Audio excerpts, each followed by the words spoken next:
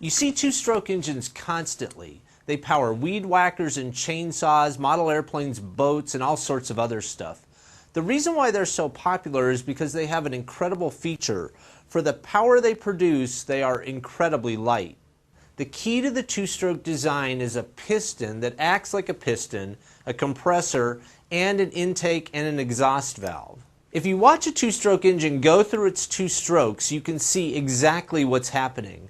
Let's start with the spark plug firing. At this point, the piston is at the top of its stroke. The cylinder is full of air and gasoline that has been compressed. When the spark plug fires, it lights the gasoline. The gasoline bursts into flame and expands rapidly, driving the piston down with a lot of force. See this area behind the piston? It's filled with air and a mixture of gasoline and oil. As the piston moves back into this area, it compresses the mixture.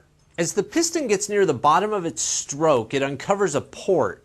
That port lets the exhaust gases escape into the exhaust pipe. Then, just a fraction of a second later, the piston uncovers another port.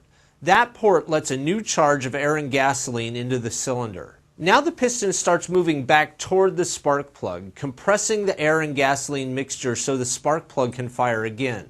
This cycle repeats thousands of times per minute. You can see that the piston is doing three things besides being a piston. It's an intake valve, an exhaust valve, and a compressor.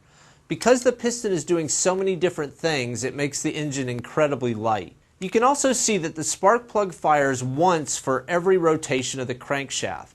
That's twice as often as the spark plug fires in a four-stroke engine.